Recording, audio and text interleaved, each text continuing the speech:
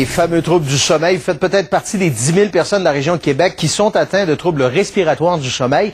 Sachez qu'il y a un nouveau laboratoire qui est dédié à la recherche dans le secteur qui vient d'être inauguré à l'Institut universitaire de cardiologie et de pneumologie de Québec. Ce sont des installations qui vont permettre de doubler la capacité d'accueil et ainsi réduire les délais d'attente. Nicole Germain. À venir jusqu'à tout récemment, Michel Casgrain ne savait pas qu'il était atteint d'apnée du sommeil, un mal dont il souffre depuis plusieurs années et qui touche près du quart des hommes et une femme sur 10. Ça me fait dormir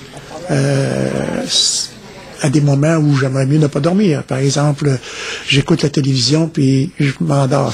Maintenant, c'est systématique. Comment est-ce que vous vous sentez? Michel Casgrain a reçu la nuit dernière son premier traitement dans le nouveau laboratoire des troubles respiratoires de l'Institut de cardiologie et de pneumologie de Québec. Les installations permettent d'accueillir 8 patients par nuit, doublant ainsi la capacité d'accueil et réduisant les délais d'attente pour un diagnostic et les traitements. Auparavant, on n'était pas capable d'appliquer les délais de recommandation. On a été jusqu'à certains... Je dirais au pire, il y a eu des périodes où on était jusqu'à 1 an d'attente.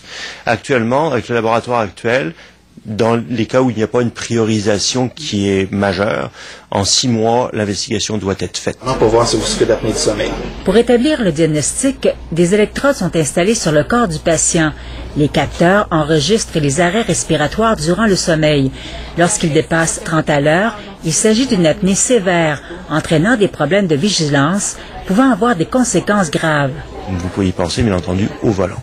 Et ça, c'est un des problèmes. Quand vous regardez dans les grands accidents majeurs qui ont eu lieu, l'Exxon Valdez, des catastrophes, ce sont en général liés à des personnes qui se sont endormies. Après seulement un premier traitement qui consiste à insuffler de l'air en continu dans le nez du patient, Michel Casgrain a moins envie de tomber en somnolence. Ça fait du bien. Je suis capable de vous donner une entrevue. Ici Nicole Germain, Radio-Canada, Québec. Changeons de sujet maintenant. On vous parle de ces sinistrés de Portneuf, je vous le disais tout à l'heure, qui n'auront droit à aucune aide du gouvernement à la suite des inondations de la semaine dernière. Une rencontre avait lieu hier soir avec les représentants de la sécurité civile.